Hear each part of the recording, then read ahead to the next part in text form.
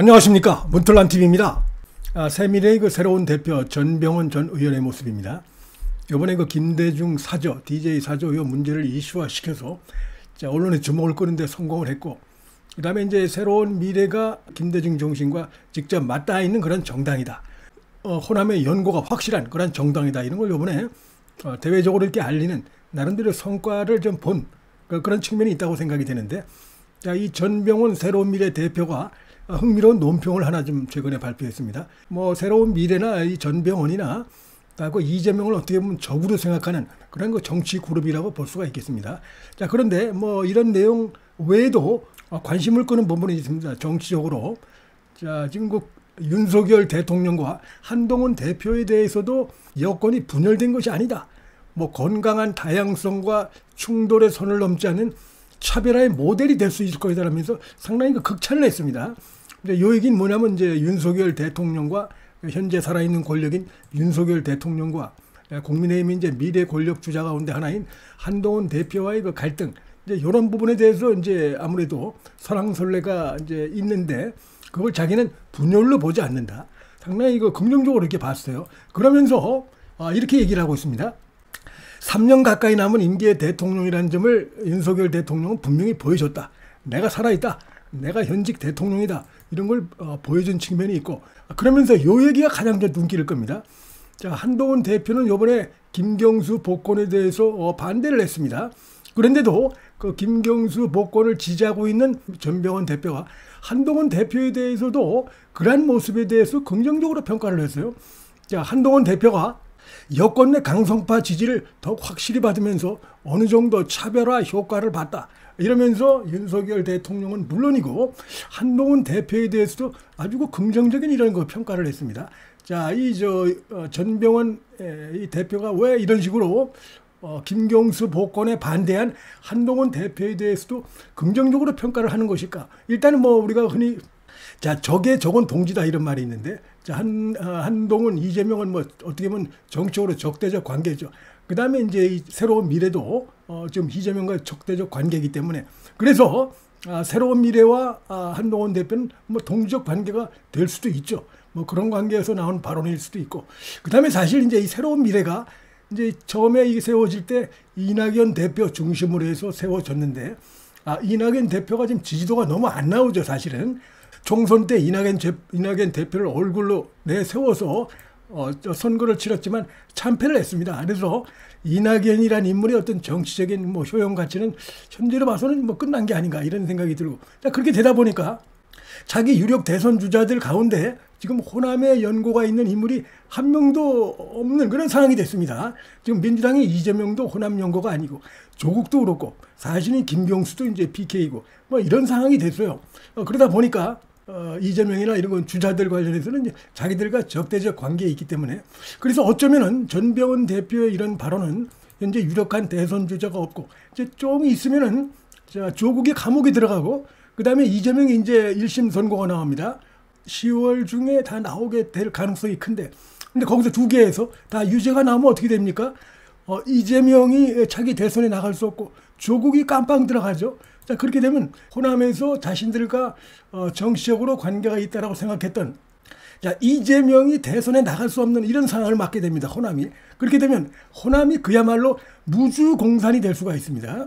그런데 이제 새로운 미래에서는 지금 마땅한 대선 주자가 없죠. 말씀드린 대로 이낙연이 지금 정치적 상품 가치가 많이 지금 이제 떨어진 이런 상황이기 때문에, 그래서 지금 이 새로운 미래 측에서 이 한동훈 대표에 대해서 이 긍정적인 당 대표가, 그것도 당 대표가 내놓은 긍정적인 평가는 예사롭지 않게 들린다 이렇게 볼 수 있어요. 지난번에 비대위원장 시절에 광주를 방문했던 한동훈 대표의 당시 비대위원장의 모습입니다. 그래서 지금 말씀드린 대로 지금 김두관도 여기도 이제 보면 여기는 민주당 소속이죠. 근데 여기는 호남 연고가 있는 건 아니고, 그렇다고 DJ 정신하고도 가까운 사람은 아니죠. 여기 이제 노무현, 문재인 측하고 좀 가까운 이런 관계인데, 그래서 약간 결이 다릅니다. 이 새로운 미래하고 좀 결이 다릅니다. 김두관은 현재 민주당에 또 속해 있고 그 안에. 근데 이제 김두관도 이재명과는 적대적 관계라고 볼 수 있죠. 그러면서 최근에 이런 말을 하고 있어요. 쉬쉬하지만 10월 달에 이재명 선거가 걱정이라고들 3, 4 모임은 다들 얘기한다. 이런 얘기를 YTN 라디오에 나와서 얘기를 했어요. 이재명의 재판 결과가 워낙 엄중해서 걱정들을 많이 하고 있다. 1심 나오면 2심, 3심은 금방 끝납니다. 그리고 이제 1심의 그 결과를 보고 1심 두 개가 다 이제 유죄가 되고 그다음에 그 형량을 보고 이러면은 이재명이 차기 대선에 나갈 수 있겠다 없겠다 바로 판단이 되는 겁니다. 그럼 아마 차기 대선에 나갈 수 없다는 결론이 나오게 되면 발칵 뒤집히는 것이죠. 사실은 이 판은 다 깔아놨고 자기 사람으로 채워놨지만 그 아무 소용이 없는 것입니다. 자, 그러면 어떻게 할 것인가? 완전히 일극체제로 해놨는데 내부에서는 횡하니 비는 이런 상황이 되고 그렇게 되는 것이죠. 그래서 그런 부분에서 우리의 목소리가 많다 이런 얘기를 지금 이제 지금 하고 있습니다. 지금 뭐 김경수에 대해서도 뭐 친문 프레임에 동의하지 않지만 비주류의 구심점이 될 수 있다는 생각도 든다 이러면서 조국이 사라지고 이재명이 사라진 이 좌파에서 누가 차기 대선에 나갈 것인가? 자, 이런 부분 두고 여러 가지 이제 그 뭐 우려 전망들이 나오고 있고 제가 오늘 특별히 이제 관심을 갖고 말씀드리고 싶은 건 무주공산이 될 수 있다는 것입니다. 호남이. 그렇기 때문에 지금 이 전병현 대표의 발언도 그런 관점에서 좀 곱씹어볼 부분들이 많다 이렇게 생각이 되고요. 최근에 눈길을 끄는 게 이 호남에서 바로 그러한 부분들 제가 말씀드린 그런 그 정치적 환경 변화 이런 거가 이제 영향을 미쳤다고 보는데 호남에서 국민의힘과 그다음에 한동훈 대표의 그 지지도 이것이 뭐 간단치가 않습니다. 최근에 데일리한 여론조사 공정에서 실시한 그 내용에서 사실은 중요한 부분이 있습니다.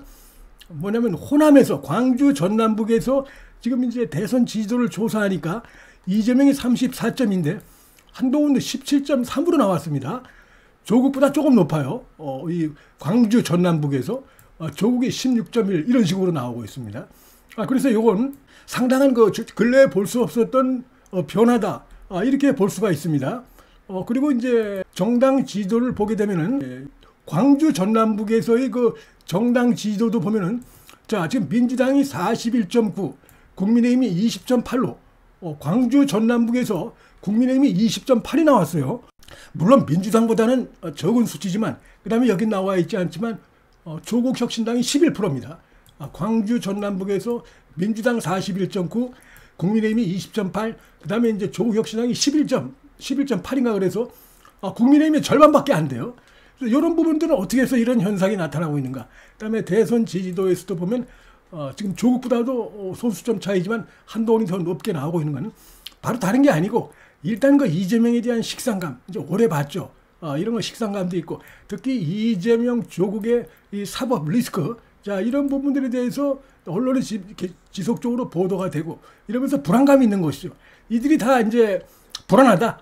차기 대선에 나올 가능성이 과연 있느냐 이런 것들이 호남 유권자들 사이에서 점점 확산되고 있는 것으로 보입니다. 차기 대선 주자가 없는 무주공산이 될 수 있는 호남의 유권자들에게 적극적으로 다가가는 이런 것들이 필요하다고 생각이 되고요. 바로 그런 것들이 역으로 호남 민심이 역으로 나타나는 측면도 있다고 봅니다. 자, 호남도 있다. 한동훈 대표, 호남도 있다. 여기도 봐라. 이런 것이 있고 그러면 조국보다도 조금 더 지지율이 높게 나오고 국민의힘에 대해서도 자 지금 여기 호남을 봐라. 여기도 우리도 있다. 지금 조국도 없고 이재명도 없으니까 한번 잘 해봐. 이런 의미도 여기 좀 들어있을 수 있다고 봅니다. 그래서 한동훈 대표가 어떻게 해서 호남의 마음을 잡을 수 있는가. 이 부분은 이제 지금부터 고민을 많이 해야 되고 상당히 그 유리한 환경에 있다고 봅니다.